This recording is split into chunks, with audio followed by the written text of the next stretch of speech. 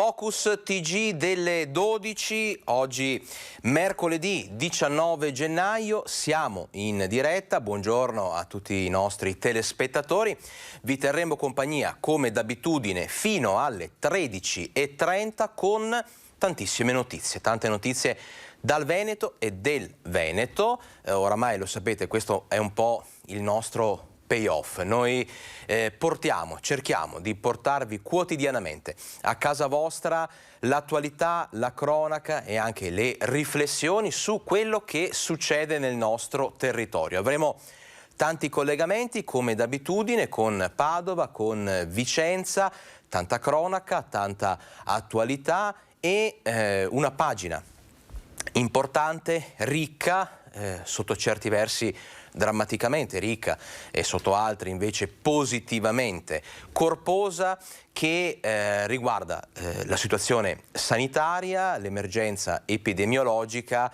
e anche insomma un po' di buone notizie che insomma lo sappiamo è una cosa di cui tutti abbiamo particolarmente bisogno dopo questo lungo periodo difficile che insomma ha messo un po' tutti a dura prova. Allora, iniziamo subito parlando di dati, quindi fornendovi come di consuetudine il report giornaliero che ci ha fornito Azienda Zero. È un report ricordiamo che riguarda le ultime 24 ore, riguarda l'aumento dei contagi e anche il numero di casi positivi, il numero di ricoveri ospedalieri, di terapie intensive e ahimè di decessi rispetto alla mattinata di ieri. Vediamolo insieme.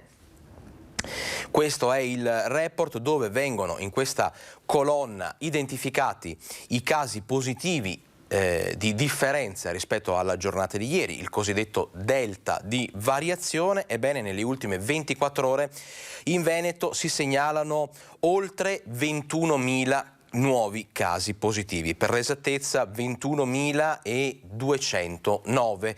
Sono numeri importanti, ci stiamo avvicinando a quella che è stata identificata un po' da tutti gli esperti e dal mondo scientifico come l'apice, il momento diciamo di punta dell'epidemia, che è prevista appunto per fine mese, quindi questi giorni che concluderanno il primo mese dell'anno, il mese di gennaio. Insomma, poi la curva dovrebbe, lo speriamo tutti, insomma, diminuire, scendere progressivamente. Torniamo al report perché insomma abbiamo visto 21.209 casi positivi, andiamo a vedere invece le ospedalizzazioni, che sono dati qui sicuramente più confortanti perché segnalano dall'Azienda Zero 3 ricoveri in meno in area non critica e guardate alla destra qui che numero incoraggiante,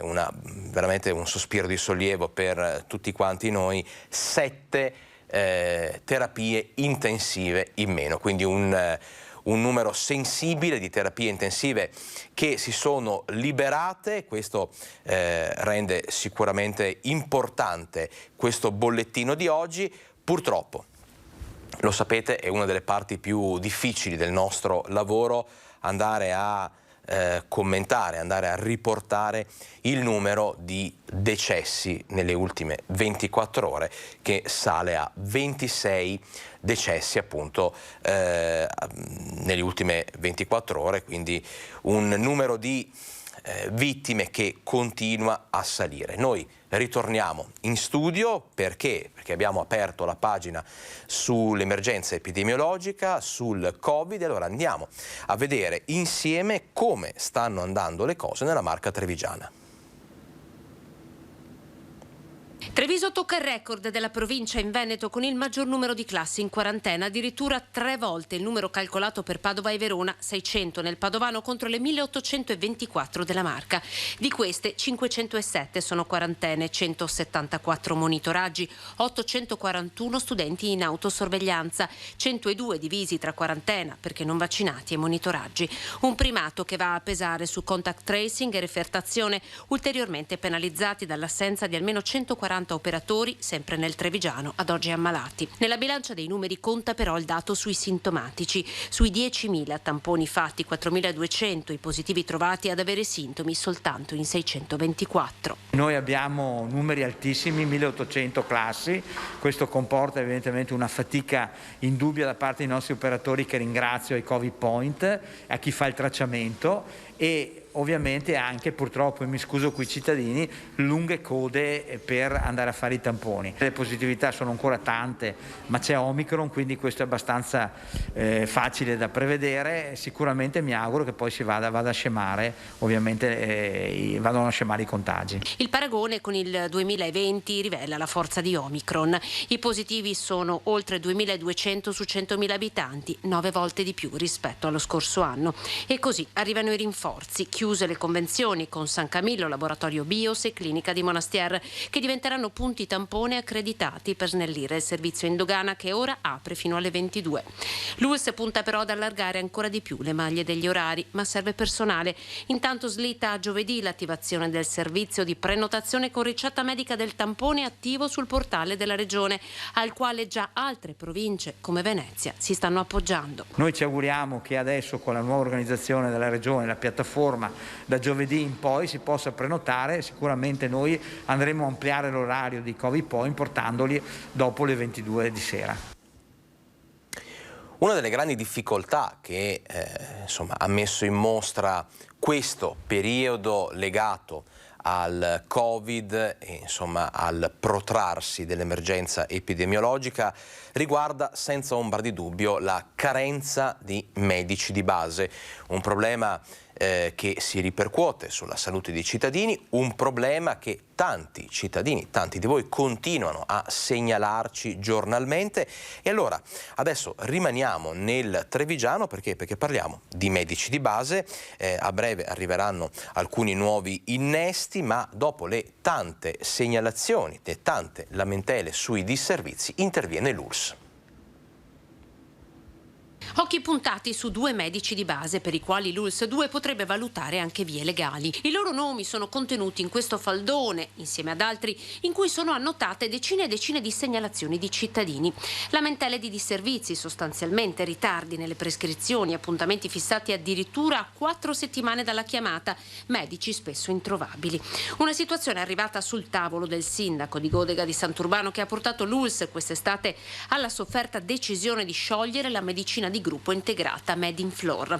Ora, per assicurare continuità assistenziale ai cittadini, l'ULSS ha annunciato attraverso una conferenza stampa l'imminente arrivo di un nuovo medico a Godega, uno a Codognè e un sostituto a Sanfior. Noi abbiamo sempre lavorato come amministrazione affinché queste lamentele venissero attraverso i canali istituzionali, quindi nostro, trasmesse all'azienda sanitaria e quindi potessero essere oggetto di attenta valutazione. Un punto stampa in cui il DG Benazzi non ha nascosto la sua amarezza per la situazione. Una rondine non fa primavera. Se un medico si comporta male sicuramente va stigmatizzato, ma questo non vuol dire buttare la croce su tutti i medici che lavorano bene. Una situazione figlia del pensionamento al 2021 di 78 medici di base, cui per certo se ne aggiungeranno altri 11 nel 2022, se non di più.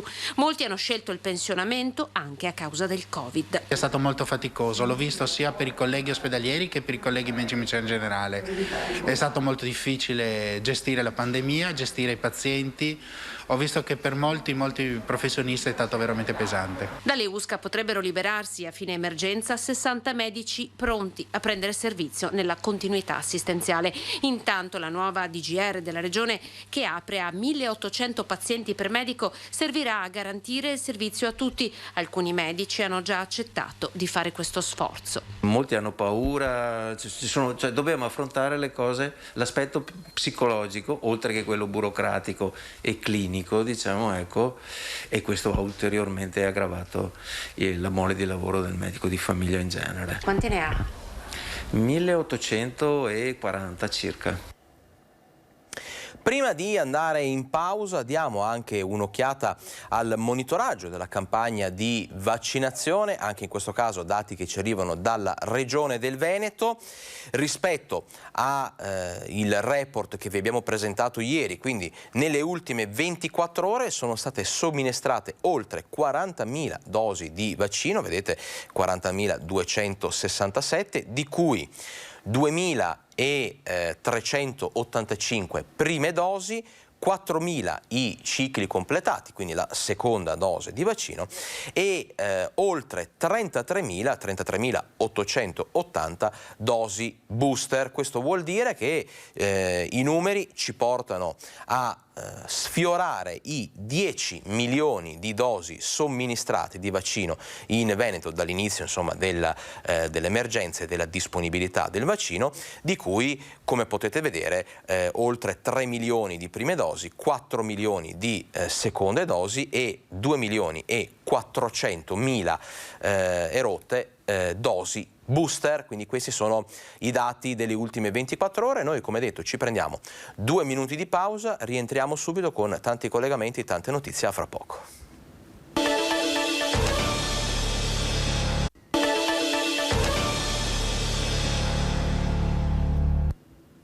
Focus TG, siamo in diretta, ben ritrovati. Allora, nella prima tranche, nella prima parte di questo nostro lungo telegiornale che vi terrà compagnia come d'abitudine fino alle 13:30, abbiamo iniziato a addentrarci nelle tematiche relative alla sanità e alle problematiche non solo che riguardano la carenza di medici di base. Abbiamo fatto anche il punto di come stanno andando le cose nella Marca trevigiana dal punto di vista proprio dei contagi e dei numeri in netto aumento rispetto a un parallelo che si può fare in merito alla situazione di 12 mesi fa. Lo sappiamo, la variante Omicron è più contagiosa, quindi insomma sono numeri e considerazioni che vanno sicuramente contestualizzate. Rivedremo dopo l'ultimo bollettino, l'ultimo report che mette nero su bianco i dati relativi all'aumento dei contagi e la diminuzione, fortunatamente, delle terapie intensive e dei ricoveri in area non critica. Adesso continuiamo a parlare di sanità, continuiamo a parlare di altri aspetti critici di questa situazione. Rimaniamo nella Marca trevigiana perché sono stati sospesi 142 infermieri Novax, ma pensate, il numero di quelli inadempienti sfiora gli 800 infermieri.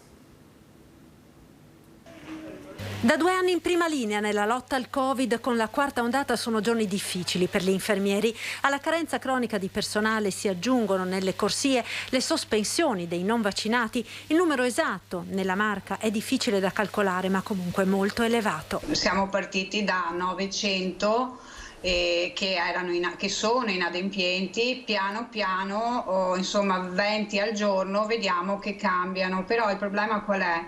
Che noi non siamo in grado di sapere se a queste persone manca solo la terza dose o manca completamente il ciclo vaccinale. L'Ordine degli Infermieri di Treviso ha provveduto alle sospensioni dal servizio. Sospesi ad oggi ne abbiamo sospesi 142. Però nella piattaforma, ho guardato questa mattina, insomma il numero è un po' sceso, siamo intorno agli 800. Ancora con il semaforo rosso che mi indica che l'iscritto è inadempiente. Non possiamo pensare di sospenderli tutti 800 perché manderemmo in tilt, insomma, la sanità e non abbiamo neanche la capacità amministrativa di poterlo fare. Un po' alla volta stiamo prendendo in mano e inviamo le lettere, insomma, perché sono numeri enormi. Una situazione che sta diventando sempre più difficile. Sia per il personale che rimane comunque in servizio, che ormai è stremato, perché veramente c'è un livello di tensione abbastanza, insomma, densa, e dall'altra siamo preoccupati comunque di non riuscire a garantire a tutelare il cittadino. A questo si aggiunge la frustrazione per i pazienti Novax ricoverati che rifiutano le cure. Siamo sempre pronti a curare tutti, a cercare di convincere e di spiegare che quella è la cura migliore. Certo è che poi insomma, se il paziente è convinto e non riusciamo insomma, a fargli cambiare idea, dobbiamo anche arrenderci, ma questa è la cosa che crea molta frustrazione, non riuscire a salvare i pazienti.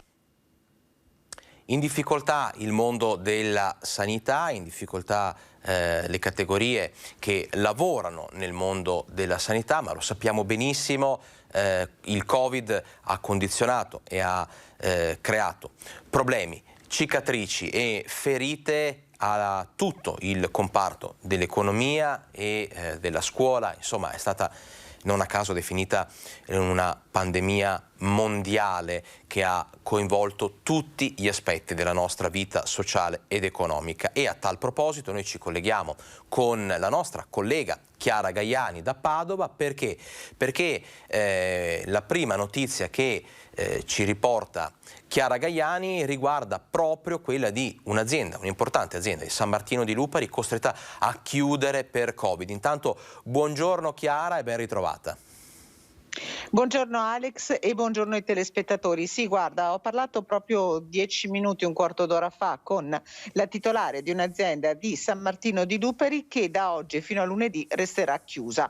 Sono positivi alla Covid e quindi in malattia 8 dipendenti su 10, interi reparti. Chi insomma lavora nelle piccole aziende sa quanto importante sia un reparto di tornitura, sono chiusi e quindi lei si è trovata costretta a chiudere questa intervista. Poi ve la faremo vedere nei telegiornali di questa sera. Vi racconto anche un dettaglio. Mi diceva, ho provato a spedire una richiesta di preventivo in Messico per un ordine che io non pensavo assolutamente di riuscire a ottenere, invece non solo l'ho ottenuto ma purtroppo mi vedrò costretta ad annullarlo, quindi lavoro molto, aziende alle prese con le quarantene lunghe, con casi di positività, davvero siamo in un momento piuttosto difficile che tutti ci auguriamo di lasciarci al più presto alle spalle.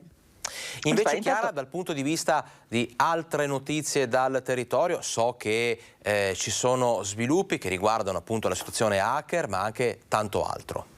Sì, allora l'attacco hacker è una buona notizia. Ieri doveva scadere questo ultimatum spostato di 3 giorni da parte di pirati informatici, una cosa che si è rivelata solo un bluff, quindi diciamo che i dati che purtroppo sono stati pubblicati, che comunque sono tanti sul dark web, si parla di 51 cartelle, circa 9.000 dati sono stati pubblicati nella tarda serata di sabato e ci siamo fermati qui, quindi diciamo intanto è stato messo un primo punto. Ricordiamo che l'attacco hacker ai siti dell'ULSS 6 era stato scatenato nella notte del 3 dicembre scorso, è stata paralisi per circa una settimana per quanto riguarda molte prestazioni dell'ULSS 6, non quelle dirette ai pazienti, hanno sempre funzionato i pronto soccorso, insomma il soccorso alla gente. Ecco, hanno chiesto un riscatto, questo riscatto le autorità sanitarie avevano detto più volte che non sarebbe mai stato pagato e così non è stato. C'è ovviamente un'indagine della procura nel frattempo. Tra questi dati, non tanti, ma ci sono anche dei dati relativi ai pazienti riguardanti l'ospedale di Schiavonia, quindi l'ospedale di Monselice.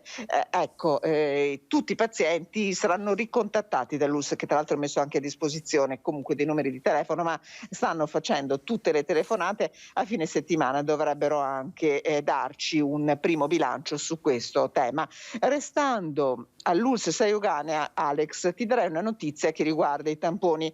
Ce ne siamo occupati varie volte in questi giorni perché purtroppo prenotare un tampone non è cosa facile. Anche stamattina Ho controllato il portale, ci sono delle disponibilità che si trovano anche per oggi, ma insomma bisogna un po' cercare, bisogna essere anche avvezzi a ricaricare i siti e quindi diciamo non è cosa che sia molto facile, soprattutto per le persone di una certa età. Ecco, per ovviare insomma in qualche modo a questo problema sono operativi dalla giornata di ieri, questo noi l'avevamo annunciato anche nei giorni scorsi, 2 bottoni, un bottone per i tamponi e un bottone per tamponi che vengono definiti urgenti, con la dicitura urgente che deve proprio essere posta nell'impegnativa scritta dal medico di base. Questo per cercare insomma di accelerare alcuni tamponi come anche quelli di fine quarantena che sono fondamentali anche per la ripresa e per il sostegno del sistema produttivo nostro. Chiara, Alex, invece altre notizie di cronaca, se hai qualche breve, in modo tale da avere poi insomma un po' il quadro a 360 gradi su quello che sta succedendo nel Padovano. Beh, allora ci leggiamo nel pensiero probabilmente io e te, Alex. Infatti ti stavo proprio per dire questo, cioè un aggiornamento sul caso dei 2 fidanzati ritrovati senza vita in un appartamento a loro disposizione in via San Giovanni da Verdara in città a Padova. È stata disposta l'autopsia dovrebbe svolgersi o nella giornata odierna o nella giornata di domani. Si cercherà di capire le esatte cause. Si pensa si tratti di un gesto volontario per quanto riguarda la morte di Michele Schiavone, 54 anni, e Valentina Costa, ma il PM vuole vederci chiaro, vuole fugare ogni dubbio, ha disposto non solo l'autopsia, anche l'esame tossicologico, quindi capire se avessero assunto dei farmaci o delle sostanze, quindi si cercherà di far luce davvero sulla morte di queste 2 persone che ha comunque creato un certo effetto in città. Assolutamente, noi ringraziamo allora Chiara Gaiani, la nostra collega sempre precisa e puntuale, Cristian Roca Allende per questo interessante, importante collegamento dove abbiamo toccato tanti argomenti che poi insomma svilupperemo nelle nostre edizioni serali dedicate all'informazione. Grazie Chiara, buon lavoro. Grazie a voi. Noi rientriamo in studio, continuiamo a parlare di sanità, continuiamo a parlare nella zona padovana perché vigilanza nei centri vaccinali e per i farmacisti, controlli alle carte di identità di chi va a fare i tamponi. Quindi continuiamo a parlare di tematiche relative non solo alla sicurezza ma anche alla prevenzione. C'è una stretta della prefettura per contenere le azioni di boicottaggio dei Novax. Vigilanza nei centri vaccinali per impedire che i gruppi Novax boicottino o rallentino le vaccinazioni negli hub. Il prefetto di Padova, nel consueto incontro settimanale del Comitato per l'Ordine e la Sicurezza Pubblica, ha convocato, oltre alle forze dell'ordine, anche i vertici dell'azienda ospedaliera, dell'USL 6 e dei farmacisti padovani e ha disposto un'intensificazione della vigilanza negli hub vaccinali per prevenire ogni azione di disturbo da parte dei gruppi Novax e No Green Pass, come quella accaduta nei giorni scorsi con un uomo allontanato dalle forze dell'ordine dopo 40 minuti di discussione con i medici vaccinatori della fiera. Sulle chat Telegram del movimento Veneto No Green Pass da tempo circolano proprio le indicazioni da seguire per rallentare e sabotare le attività vaccinali. Durante il COSP il prefetto ha anche deciso nuove direttive per le farmacie che dovranno procedere al controllo dei documenti di identità delle persone che si presentano con la tessera sanitaria per fare i tamponi. Questo per evitare il crescente fenomeno di sostituzioni di persona per acquisire le varie certificazioni Green Pass. Frange del movimento Novax inoltre stanno mettendo in atto in questo periodo azioni di minacce nei confronti di autorevoli esponenti della scienza. Le recenti lettere minatorie inviate alla professoressa Viola e poi al professor Palù hanno alzato il livello di attenzione. L'immunologa Viola continuerà ad avere la scorta e la vigilanza. Il prefetto di Padova ha inoltre disposto la sorveglianza dei luoghi di Padova frequentati dal presidente di AIFA Palù, che di fatto però risiede a Treviso. E adesso 3 minuti di pausa, poi torniamo con tanti altri collegamenti, abbiamo tutta la pagina di cronaca di cui parlare e poi anche notizie di quelle che ci strappano un sorriso, riguardano l'altopiano, riguardano la ripresa dei consumi, alcune iniziative, alcune manifestazioni, insomma tanto ancora di cui parlare. Ci vediamo fra 3 minuti.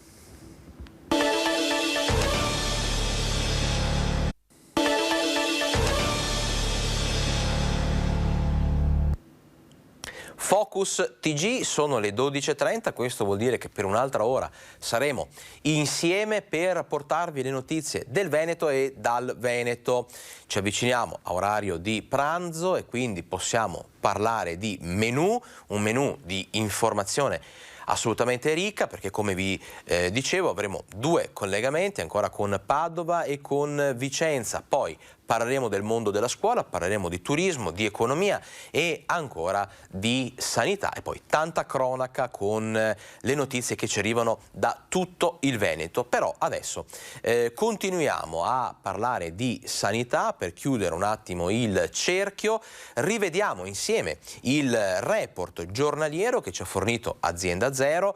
Per chi si fosse messo in collegamento con noi solo adesso, è il report delle variazioni delle ultime 24 ore per quello che riguarda la situazione contagi, ricoveri e, ahimè, decessi. Il delta dei casi positivi in Veneto nelle ultime 24 ore fa segnare un incremento di 21.209 nuovi casi positivi, un aumento sicuramente importante, ma sappiamo quanto contagiosa sia la variante Omicron. Però noi adesso andiamo a vedere due dati che ci interessano particolarmente, sono quelli relativi alle ospedalizzazioni in area non critica, e c'è un dato negativo che però va letto in chiave assolutamente positiva, cioè -3 ricoveri ospedalieri e -7 terapie intensive. Purtroppo segnaliamo anche oggi il decesso di 26 persone. Rientriamo in studio per continuare a parlare di medici di base, di medici di famiglia e di medici di medicina generale. Abbiamo visto e ascoltato anche nei servizi quali siano le criticità al momento. In alcune zone c'è veramente grande difficoltà nel reperire medici di base e anche medici di medicina generale. Pensate che adesso siamo nell'area del Padovano, i medici di medicina generale viaggiano a una media di 80 assistiti al giorno. Vediamo.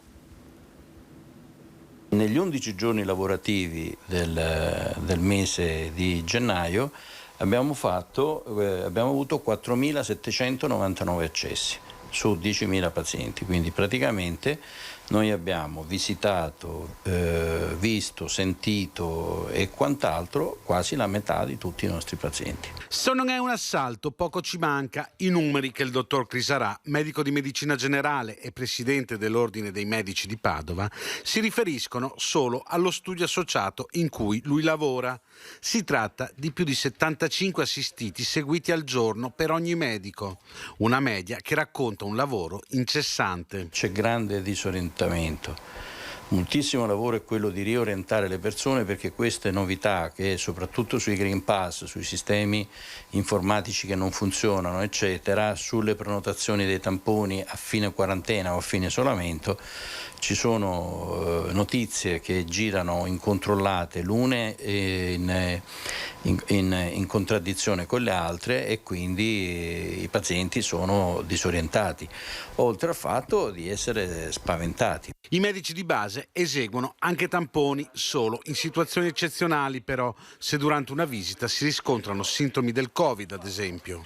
Le strutture, però, il più delle volte non sono adeguate. D'altra parte, la modalità di lavoro dei medici di famiglia non consente di mettere insieme persone positive o sospetti positivi con persone che non hanno nessun sintomo e non hanno sintomi riconducibili al Covid.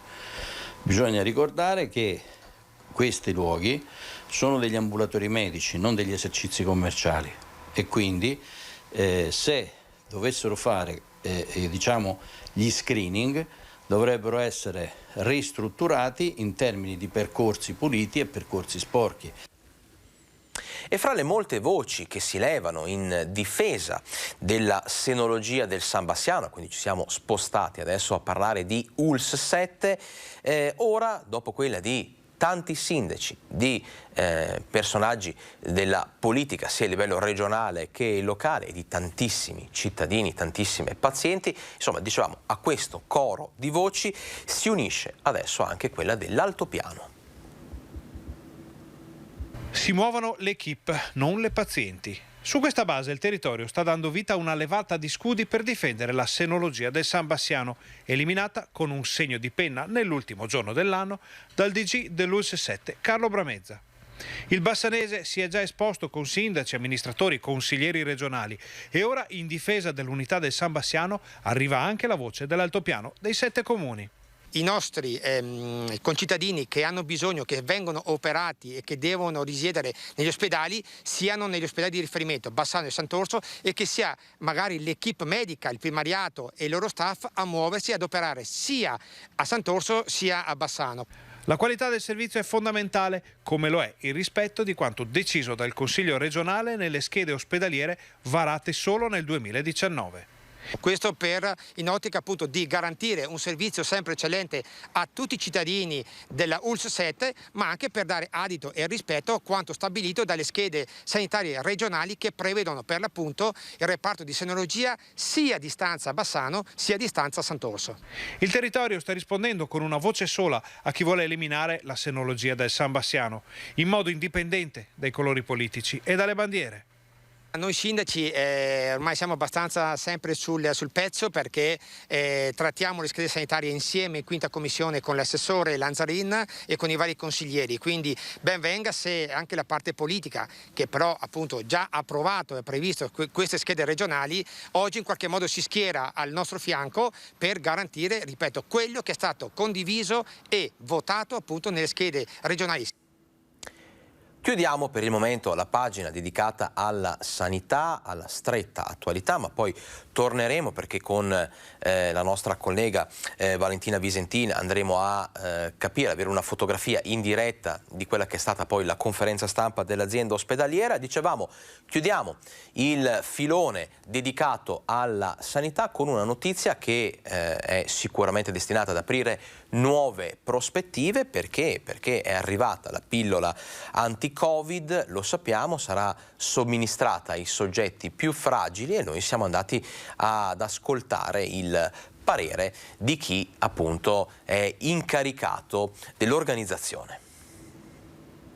È iniziata anche a Vicenza la cura contro il Covid con una pillola antivirale. Ai primi 6 pazienti da lunedì e non da venerdì, come è stato diffuso da alcuni media, sono state somministrate le prime dosi, 4 compresse ogni 12 ore per 5 giorni. Una cura costosa, 700-800 euro ciascuna, dedicata ai pazienti intrasportabili. Al San Bortolo è a disposizione un quantitativo per 86 cicli di trattamento. Questo farmaco perusolare è arrivato in quantità molto scarsa, ma ricordo a tutti che ha dei criteri importanti di somministrazione ai pazienti oncologici, ai pazienti obesi, ai pazienti con malattie cardiovascolari, quindi non può essere dato a tutti. La conferma dunque dell'arrivo anche all'Uzberica della pillola anti-Covid che blocca il virus ai primi stadi della malattia.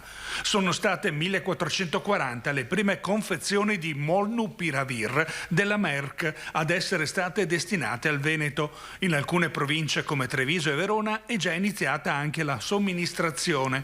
Dopo il via libera decretato dall'AIFA, le indicazioni terapeutiche come modalità di utilizzo sono state pubblicate in Gazzetta Ufficiale all'inizio dell'anno.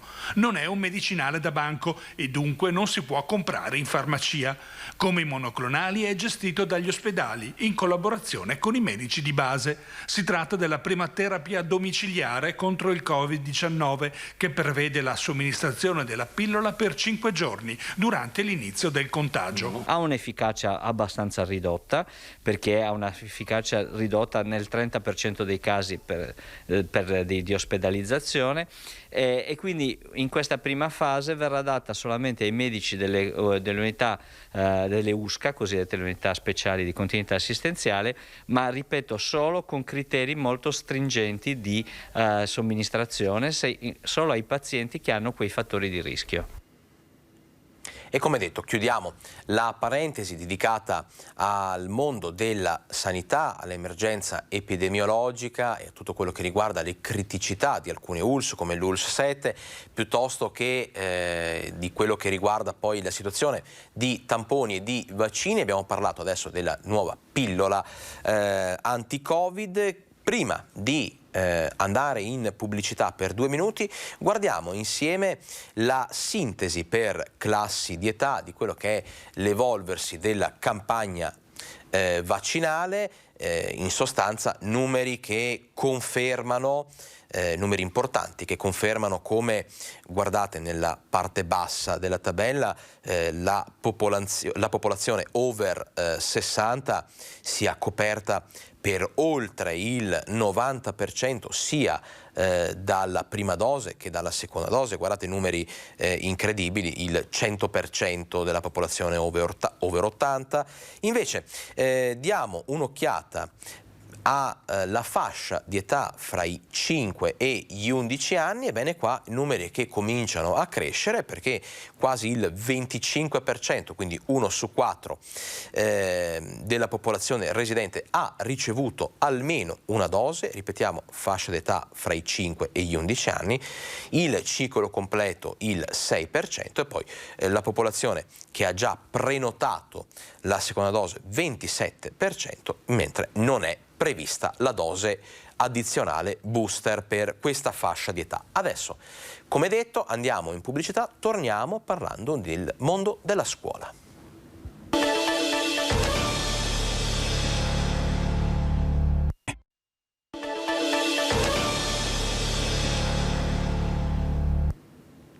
(12:44) in diretta per portarvi, oramai lo sapete, le notizie del Veneto e dal Veneto. Ecco perché dopo essere stati a Treviso, dopo essere stati a Padova, adesso ci spostiamo nel Bellunese.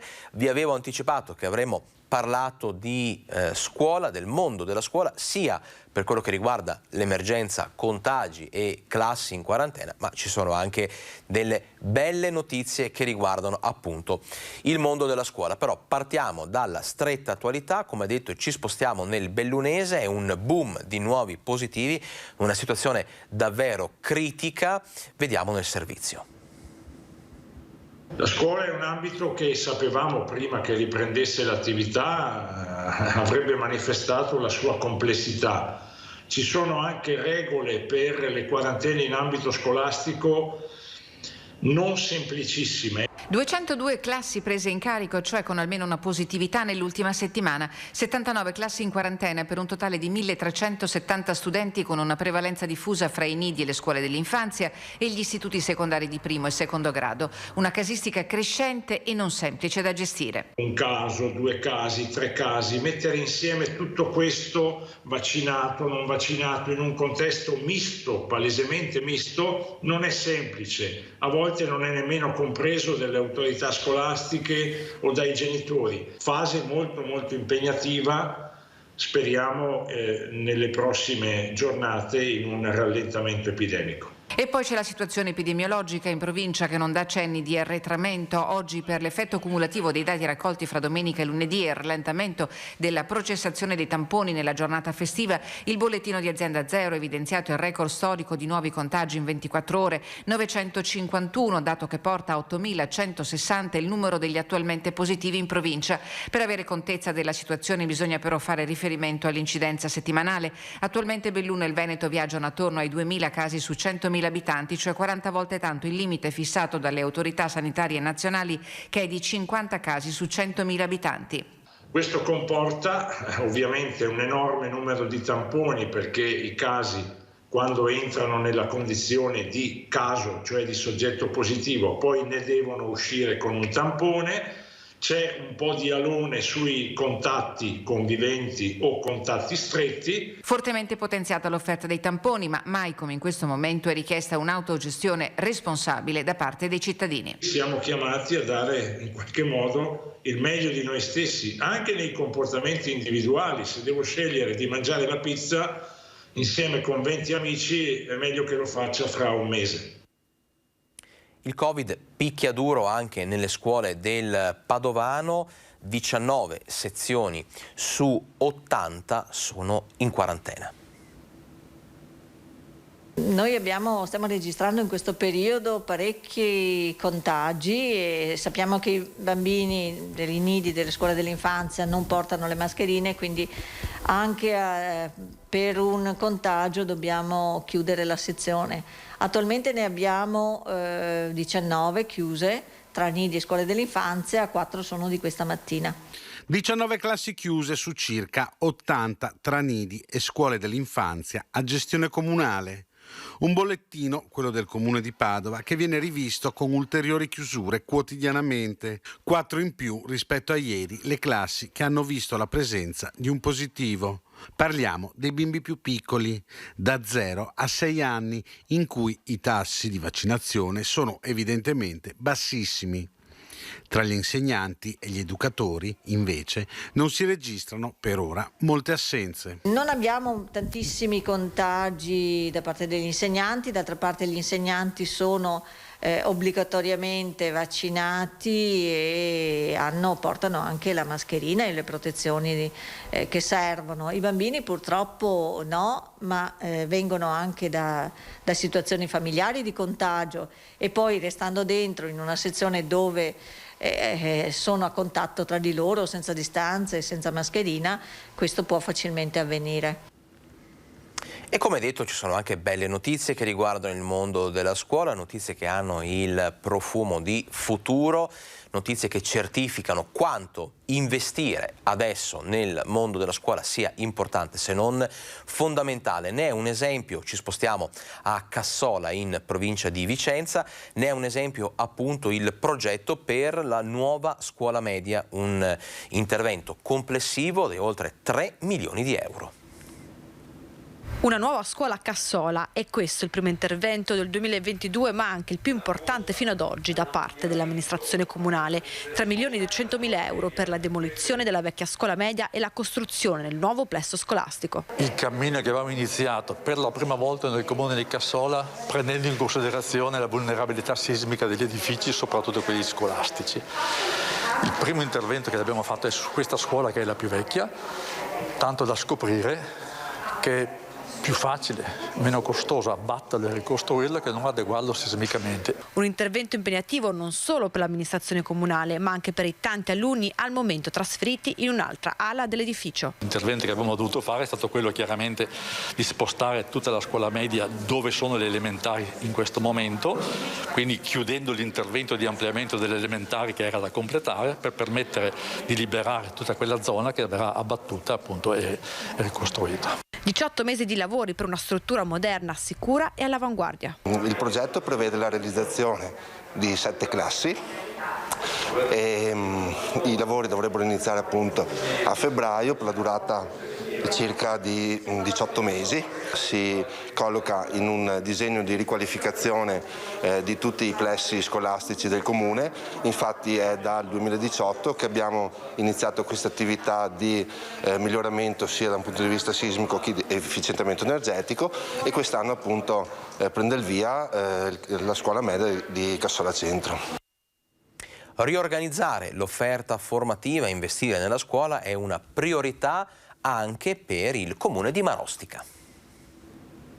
Calo della popolazione studentesca a Marostica. Per questo l'amministrazione comunale riorganizza l'offerta formativa scolastica grazie ad una serie di interventi che prevedono anche la costruzione di un nuovo edificio a Vallonara e l'adozione di un metodo pedagogico, il Montessori, che favorisce lo sviluppo intellettuale del bambino. Di mantenere aperti tutti i plessi, ma soprattutto nell'ottica di dare sempre servizi maggiori, differenti e qualitativamente attrattivi alle famiglie. Una nuova scuola che verrà costruita anche grazie ai fondi previsti dal PNRR.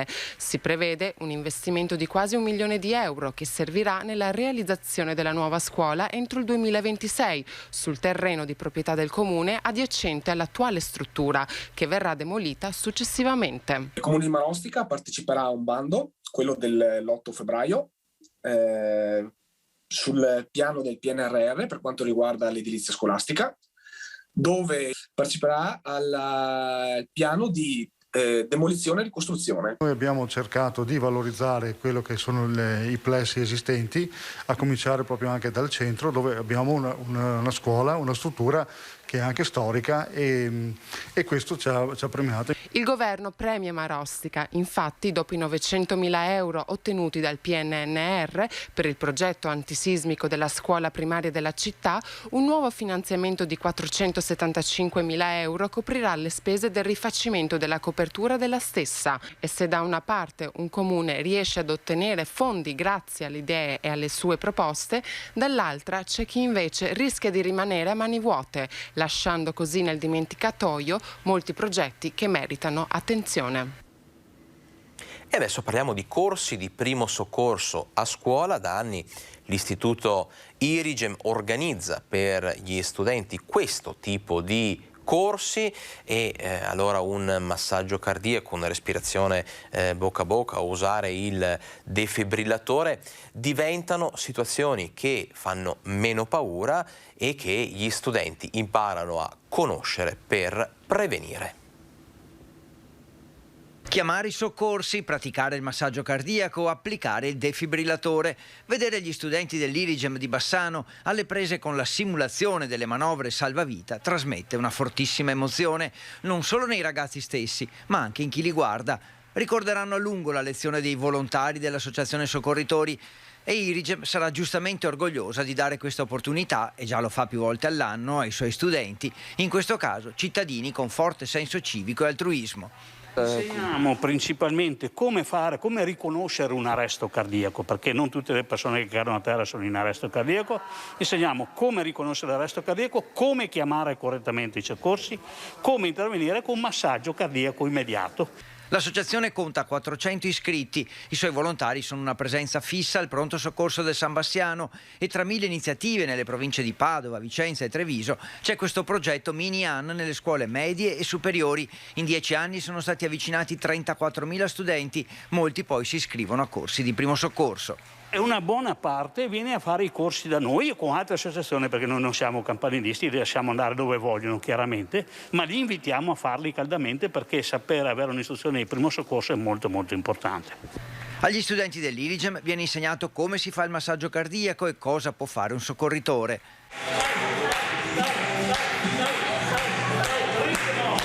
Con le nostre mani manteniamo la vita, ma che riporta in vita è la scarica elettrica del defibrillatore.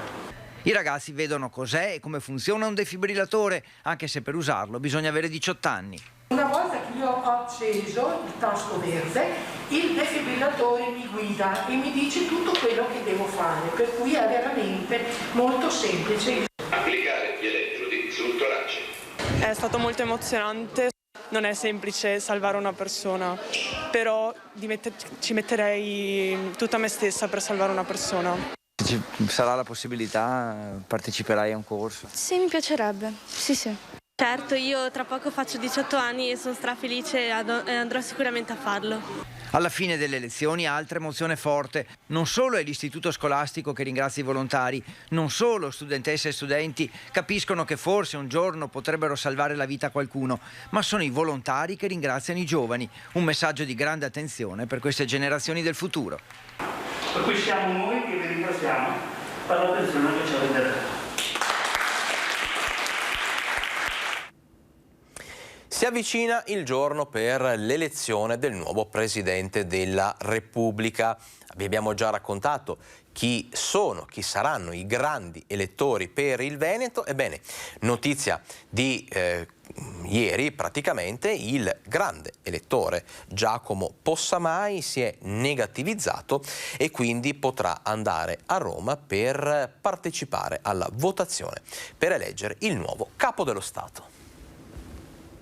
Tutti gli uomini del presidente. In Veneto sono 3 i grandi elettori chiamati a scegliere il capo dello Stato, 2 vicentini e un trevigiano. Il trevigiano è il governatore Luca Zaia, i 2 vicentini sono il leghista Roberto Ciambetti, presidente del Consiglio regionale Veneto, e Giacomo Possamai, capogruppo del Partito Democratico in Consiglio regionale. Ed è proprio Giacomo Possamai il grande elettore positivo, anzi era perché da oggi la sua breve positività al Covid, comunque asintomatica, è finita.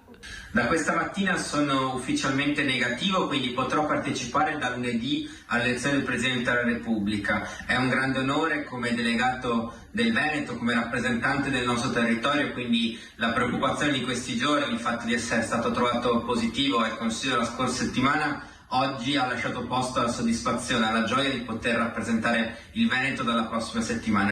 Una positività, quella di Giacomo Possamai, che aveva fatto scalpore perché era emersa l'11 gennaio proprio in occasione del tampone per entrare in Consiglio regionale e scegliere i grandi elettori veneti che sarebbero andati a votare da lunedì prossimo 24 gennaio il nuovo Presidente della Repubblica.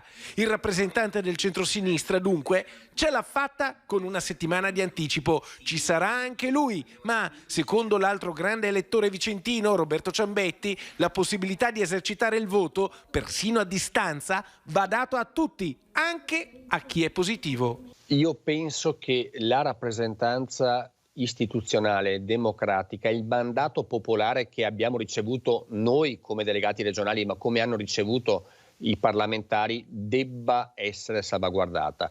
Io l'ho fatto in Consiglio regionale ormai da aprile del 2020, abbiamo consentito sempre a chiunque, anche se sottoposto a misure di quarantena, di poter partecipare ai lavori, chi in modalità, chiamiamola a distanza, chi con le dovute attenzioni a palazzo. Quindi secondo me va garantito anche a chi in questo momento è positivo la possibilità di poter partecipare alle votazioni. E allora, adesso ci prendiamo ancora 2 minuti di pausa, poi torneremo con un collegamento in diretta da Padova per scoprire insieme com'è andata la conferenza stampa dell'azienda ospedaliera. Torneremo a parlare di attualità, torneremo a parlare anche di scuola e poi abbiamo tante notizie dall'altopiano, tante notizie che riguardano il turismo, alcuni eventi, alcune manifestazioni che insomma ci fanno un attimino tornare a respirare quella normalità che tanto ci manca, e poi ancora notizie che riguardano il mondo dell'imprenditoria, dell'economia.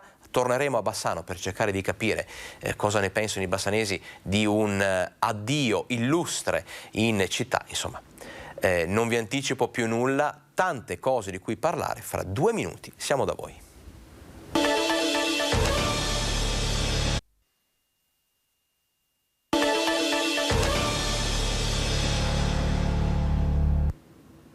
(13:02), entriamo nell'ultima mezz'ora di Focus TG.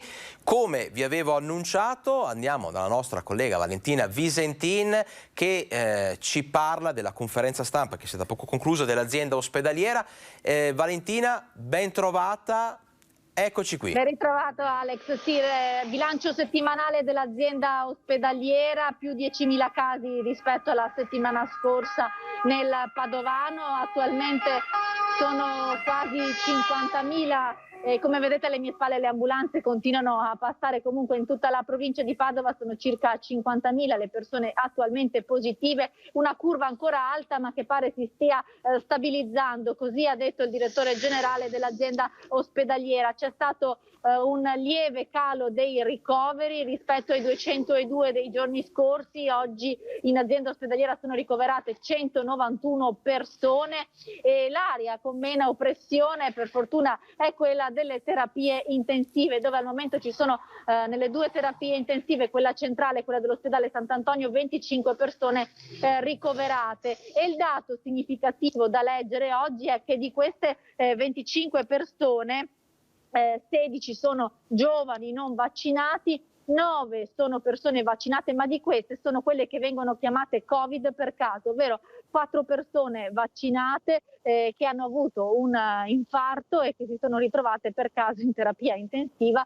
e sottoposti a tampone sono risultati positivi, ma quindi sono entrati in terapia intensiva non per patologie legate al Covid. E proprio questo aumento dei cosiddetti pazienti Covid per caso ha indotto l'azienda ospedaliera di Padova a creare un'area chirurgica ad hoc proprio per i pazienti che devono essere sottoposti degli interventi chirurgici ma che poi risultano positivi al Covid, casualmente al tampone che viene fatto prima del ricovero o durante il post operatorio.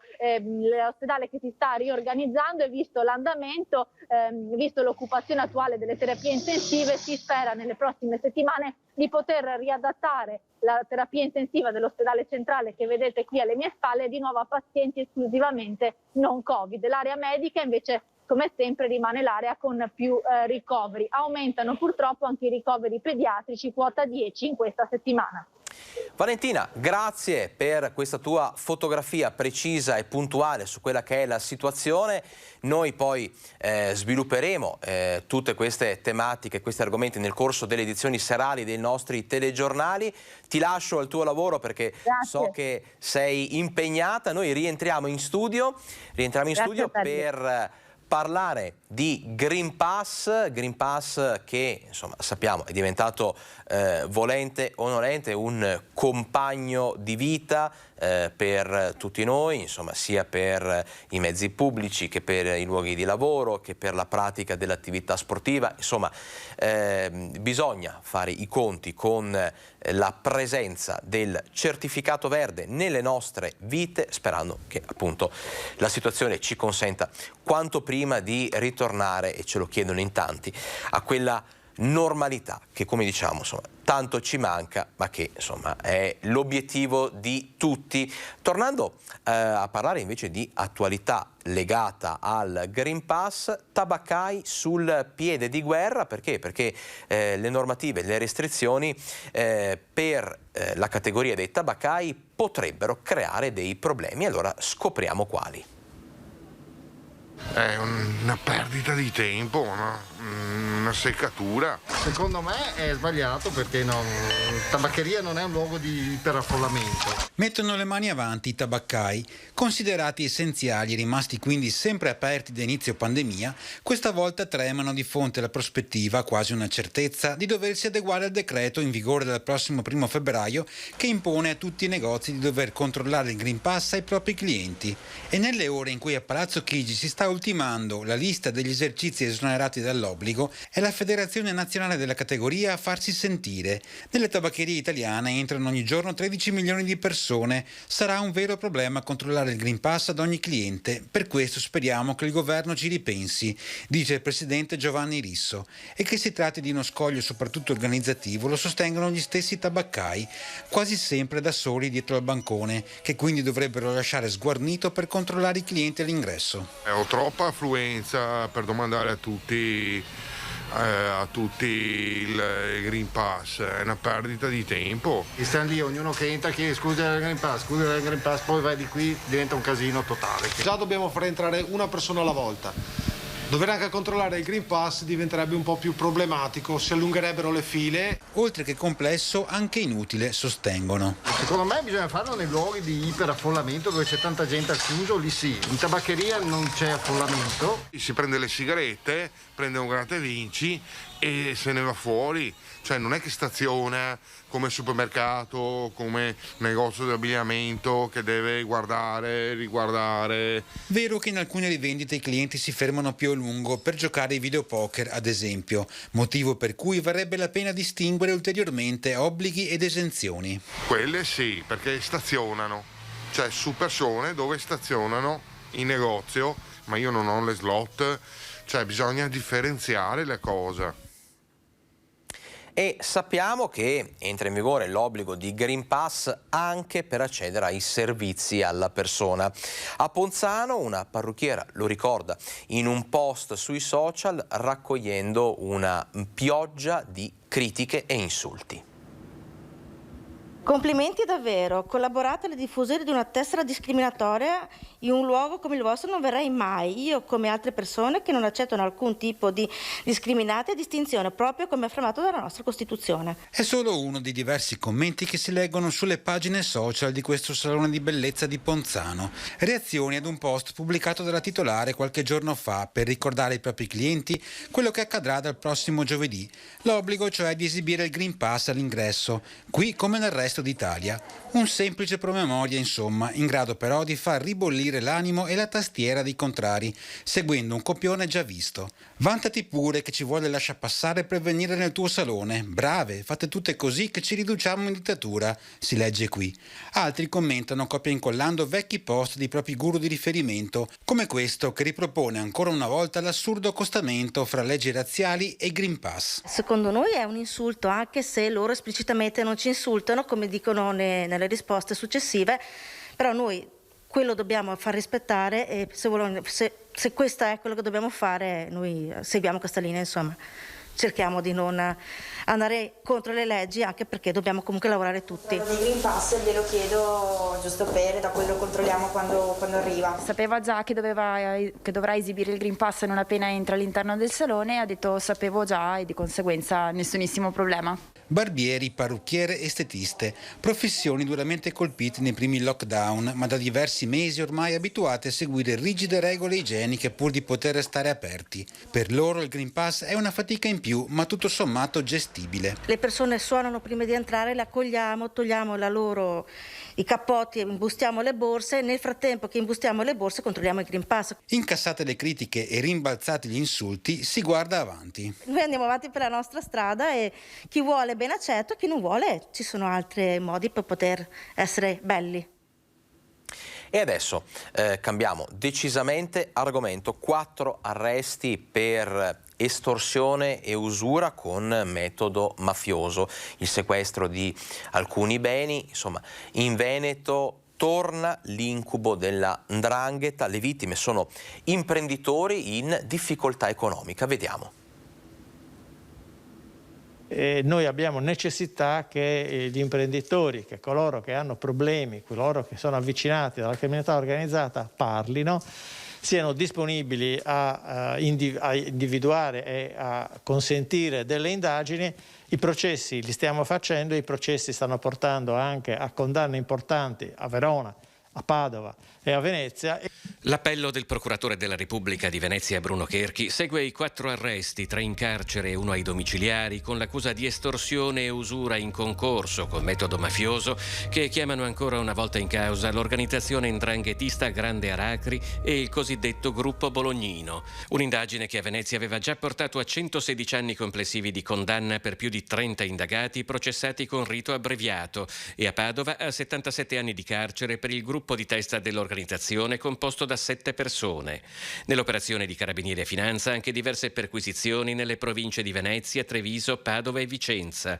Le vittime sono imprenditori cui sarebbero stati applicati tassi di interesse anche superiori al 200% all'anno. Purtroppo è la solita emergenza che noi troviamo sempre di più in questa indagine. Si tratta di soggetti imprenditoriali, di imprenditori in crisi che vengono contattati o contattano direttamente questi elementi della società criminale per ottenere dei finanziamenti. I finanziamenti vengono ottenuti, però poi si apre un sistema di usura che l'imprenditore non riesce più a seguire, con quello che ne segue. Nell'indagine spicca il caso di Villa Ducale, un immobile da 2 milioni di euro sull'isola di Mazzorbetto, nella laguna veneziana, ora sotto sequestro preventivo, che secondo la ricostruzione il proprietario sarebbe stato costretto a cedere agli indagati poiché non più in grado di soddisfare il pagamento dei crediti.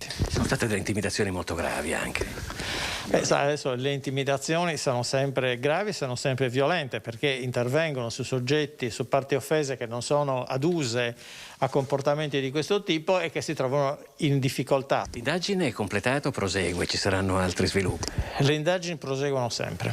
Gli arrestati sono Antonio Genesio Mangone, calabrese residente in Emilia-Romagna, ex braccio destro dei pluricondannati Michele e Sergio Bolognino, già in carcere a scontare 16 anni e 6 mesi per una lunga serie di estorsioni con metodo mafioso tra Padova, Vicenza e Venezia. Giulio Cuman, 69enne di Schiavon, in provincia di Vicenza, e il figlio Bernardino, rinchiusi nei carceri di Tolmezzo e Voghera, e Shaila Illir, un imprenditore di origini kosovare, residente a Trevignano, in provincia di Treviso. Rientriamo in studio, ma ci spostiamo immediatamente a Vicenza dalla nostra collega Luisa Bertini per avere tutte le ultime notizie dell'area vicentina. Buongiorno Luisa, ben trovata. Sì, buongiorno a te Alex e buongiorno ai nostri telespettatori. Aprirei con un'operazione della Guardia di Finanza che si tratta di evasione fiscale, per cui è scattato il sequestro per beni per circa 1 milione di euro nei confronti di una società del Vicentino che si occupa della progettazione e della costruzione di macchine automatiche e del legale rappresentante pro tempore della stessa. Quindi il bilancio dell'attività del nucleo di polizia economico-finanziaria di Vicenza che ha riscontrato che l'azienda non avrebbe versato le ritenute dovute per 950.000 euro, riconducibili per lo più a ritenute mensilmente trattenute dalla società all'atto dell'erogazione degli stipendi e dei compensi corrisposti rispettivamente ai dipendenti e ai lavoratori autonomi. Si tratta di ritenute che, sebbene dichiarate, non sono in realtà mai state versate al fisco dalla società indagata, che allo Stato è cancellata dal registro delle imprese della Camera di Commercio di Vicenza, quindi è estinta per effetto di una fusione per incorporazione di una società con sede nel Delaware. Quindi diciamo grossa operazione della Guardia di Finanza, ma non solo questo dalla redazione di Vicenza, perché oggi abbiamo seguito in maniera capillare quello che è stato un incontro, un vertice in prefettura con il presidente della provincia Rucco, con ANAS e con i rappresentanti di Terna per far luce sulle lungaggini ai cantieri della cosiddetta bretella dell'Albera. Faccio un attimo il punto della situazione. È una nuova arteria stradale.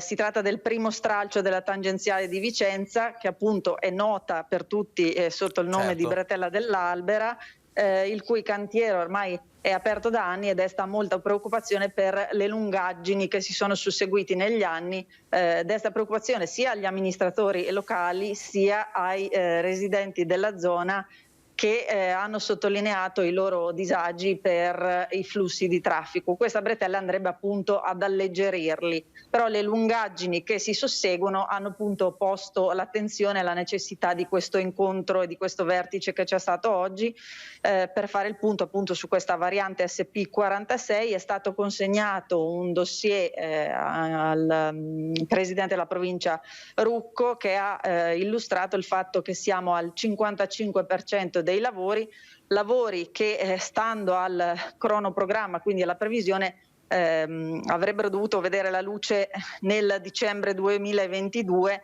ma difficilmente sarà un cronoprogramma attuabile proprio per queste lungaggini che dal 2018 investono i lavori di questo stralcio. Il presidente della provincia ha chiesto un aumento di uomini ai rappresentanti dell'ANAS che erano presenti all'incontro e gli è stato garantito appunto che sarà potenziato l'organico. E martedì Francesco Rucco si incontrerà con il vice ministro alle infrastrutture proprio per parlare della bretella dell'Albera, e da domani c'è stata la rassicurazione da parte di Terna che inizierà la cantierizzazione anche dei tralicci che erano un altro ostacolo per la realizzazione dell'opera. Inoltre è stato convocato dal prefetto un tavolo di confronto permanente tra tutti questi organi competenti che ti ho appena nominato proprio per valutare di mese in mese l'evoluzione dei lavori, quindi diciamo il controllo serrato sullo stato d'avanzamento. Controlleremo, seguiremo chiaramente anche noi tutti gli sviluppi sui lavori. Ringrazio la nostra collega Luisa Bertini dalla redazione di Vicenza per il suo collegamento. Grazie Luisa, buon lavoro, a dopo. Buon lavoro a voi. Noi rientriamo in studio, continuiamo con la cronaca perché preoccupa, ci spostiamo nel Padovano, preoccupa la violenza tra i giovani dopo la sventata rissa che avrebbe potuto coinvolgere proprio centinaia di ragazzi sabato scorso in Prato della Valle. Durante il COSP di ieri il Comitato per la Sicurezza e l'Ordine Pubblico si è discusso anche della sventata rissa tra ragazzi che stava per andare in scena sabato scorso in Prato della Valle a Padova. Dei 100 giovani sono stati identificati circa una settantina, tra loro italiani e stranieri di varie nazionalità. Circa il 60% di loro risulta residente fuori dal comune. Ora Palazzo Moroni, ringraziando le forze dell'ordine, vuole agire per evitare che episodi del genere si ripetano. Dobbiamo sicuramente fare un gioco di squadra prima di tutto tra tutti i servizi sociali, perché chiaramente è importante capire perché, è importante capire questi ragazzi cosa vogliono, soprattutto dalla loro vita. Il fenomeno della violenza tra giovani, sempre più dilagante, richiede un intervento di tutte le istituzioni, ha sottolineato il prefetto Raffaele Grassi, e non è solo un problema che riguarda l'ordine e la sicurezza pubblica. Tra le cause del disagio che colpiscono i giovani e li spingono a comportamenti violenti c'è anche l'impossibilità, dettata dalle norme restrittive della pandemia, a non praticare sport. Troppi sono gli adolescenti che hanno smesso di dedicarsi ad un'attività sportiva in questi anni. Manca lo sfogo a questi ragazzi, manca l'impegno a questi ragazzi, mancano i valori che lo sport trasmette. I numeri purtroppo sono gravi perché abbiamo un 35% di ragazzi che non fa più l'attività sportiva e di questo ce ne dobbiamo rendere conto. Non è una giustificazione nella maniera più assoluta, però è un tentativo di provare a spiegare determinati motivi, perché probabilmente se si capiscono i motivi forse è più facile intervenire. Abbiamo parlato nel corso di questa edizione di Focus TG di importanti investimenti nel Bassanese per quello che riguarda le scuole. Ebbene, altri investimenti riguardano invece l'ammodernamento delle linee ferroviarie attorno a Bassano, che però rischia di rimanere esclusa, di rimanere, come si suol dire, al palo anche questa volta. Gli investimenti nella rete ferroviaria del Veneto vanno avanti, ma a quanto pare Bassano resta ferma. In particolare lungo la direttrice Trento-Bassano i fondi per elettrificare la tratta da Primolano verso Trento ci sono già, e anche quelli per il tratto Veneto Primolano-Feltre, ma tra Bassano e Primolano pare che non sia previsto nulla. Bassano è tagliata fuori. La tratta Primolano-Bassano invece rimane tutto come era prima. L'amministrazione cittadina non poteva chiedere alla componente regionale, che è dello stesso colore politico, di fare qualcosa? La domanda sorge spontanea: perché l'amministrazione di Elena Pavan non va a caccia di finanziamenti, non presenta progetti sullo sviluppo della rete ferroviaria? Può essere che si tratti di fondi di competenza regionale o nazionale, certo, ma l'amministrazione ha provato a bussare alle porte. L'amministrazione cittadina, Elena Pavan, bussi alle porte della regione perché questi soldi arrivino per la vallata e per il Bassanese. È importantissimo. Una tratta che poi è molto frequentata. Io penso a tutti i lavoratori che dalla vallata scendono a Bassano, i lavoratori e gli studenti delle scuole superiori che hanno una ferrovia scomoda e quindi vengono in macchina, ma potrebbe essere molto più utilizzata, e in più ci sono tutti gli studenti dell'università che da Bassano vanno verso Trento. L'amministrazione Pavan ha ancora tempo, ma non lo può lasciar correre così. Bisogna presentare un progetto che va presentato secondo determinati canoni. Ora, il tempo c'è tutto, basta saperlo, basta volerlo. Il rischio vero è che Bassano resti schiacciata tra il Brennero e la tratta Treviso-Cortina, che saranno potenziate per le Olimpiadi, e che rimanga senza servizi. Restiamo a Bassano perché, come vi dicevo, la città si appresta a un addio illustre, è quello che riguarda l'opera d'arte King Kong Rhino, un rinoceronte in acciaio che nel corso di questi anni ha destato tanta curiosità, insomma, turisti da tutto il Veneto, da tutta Italia, che scelgono di fare una passeggiata a Bassano non mancano e non hanno mancato di scattarsi un selfie vicino a questa opera d'arte così particolare nel giardino di Palazzo Sturm. Ebbene, noi siamo andati proprio a chiedere cosa ne pensano i turisti di questo addio, perché il monumento, la statua, verrà portata via. King Kong Rhino, l'opera in acciaio e simbolo di giustizia e potere dell'artista taiwanese Lin Zhenshin, che sovrasta da un paio di anni la città della terrazza di Palazzo Sturm, se ne andrà via in quanto è finito il comodato dell'opera con la città di Bassano, ma sono in tanti cittadini a cui mancherà. Diciamo che all'inizio mi sembrava strano che ci potesse essere una scultura così particolare in quel contesto.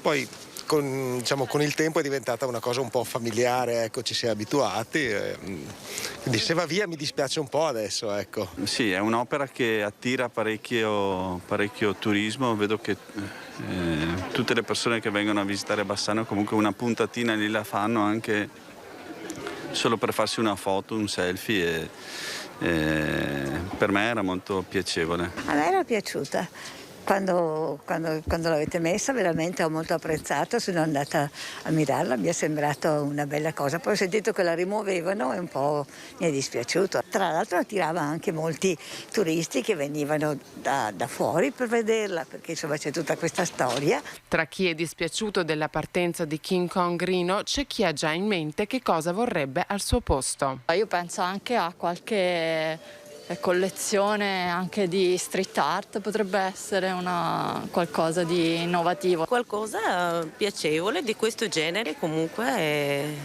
sì, che attira sempre turisti. E sono proprio i turisti a fare un ulteriore suggerimento. Ci potrebbe essere una giusta mediazione, perché no, tra il comune e il proprietario. E a proposito di turismo, spostiamoci adesso, come promesso, in altopiano per fare un po' anche il bilancio di come è andata questa prima parte di stagione per quello che riguarda gli impianti sciistici e anche la risposta proprio dei turisti in cerca di aria buona, paesaggi mozzafiato e neve. Vediamo il turismo in altopiano.